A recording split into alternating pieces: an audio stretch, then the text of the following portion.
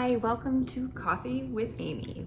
I'm Amy and this is my coffee. Today I'm going to show you what I've been working on.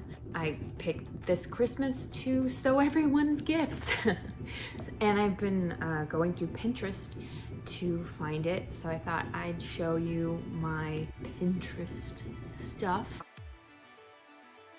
I'm making her a double pot holder and I picked out some fabric. I thought that was good for cooking. So we'll see. Here we go. The things you'll need are batting, 2 different types of fabric, accent bias tape, different color thread that matches the colors of the fabric and the bias tape, fabric scissors, very special fabric scissors. Don't use them on paper.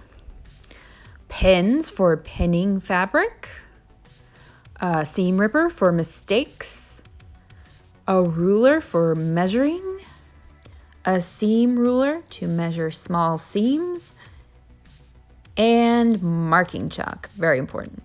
Now, before you start cutting any fabric out, you need to measure out the pattern. In the Pinterest, it says to do it on the fabric, but I'm going to actually cut it out of a shopping bag I have.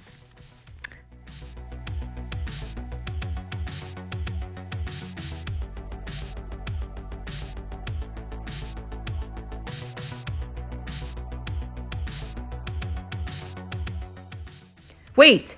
Before you start cutting, make sure you have the right scissors. These are fabric scissors and should be only used on fabric. So put them aside and find your regular scissors that you would use on paper.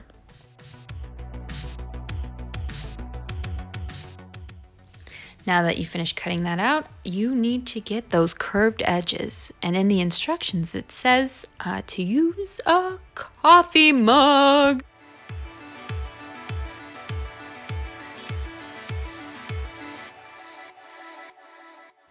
So the pattern is 12 inches, but the final piece should be 24 inches. So the edge without the rounded sides will be placed on the fold, and on the pattern it would look like this. Now cutting out the handle pattern. Now for the cup trick. Ta-da! Make sure to iron out any wrinkles in your fabric. Now that I've pinned everything, time to cut.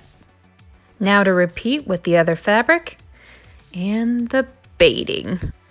All right, now that I have all of the pieces of fabric cut out, it's a good time to iron them flat.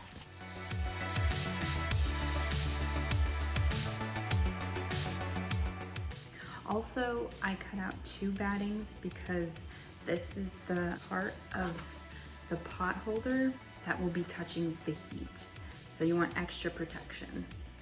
So when pinning your fabric together, make sure each side has the same kind of direction.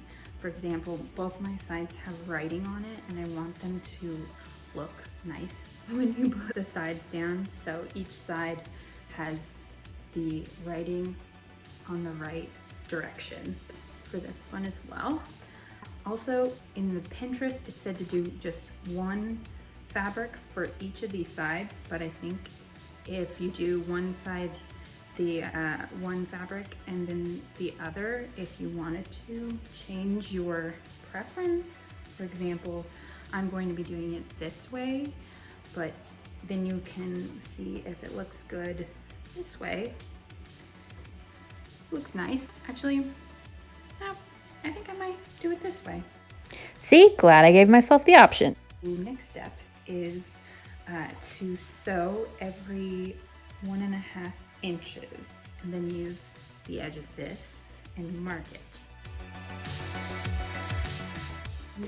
Do it on each side. So when starting, make sure that the thread that you're using matches the fabric.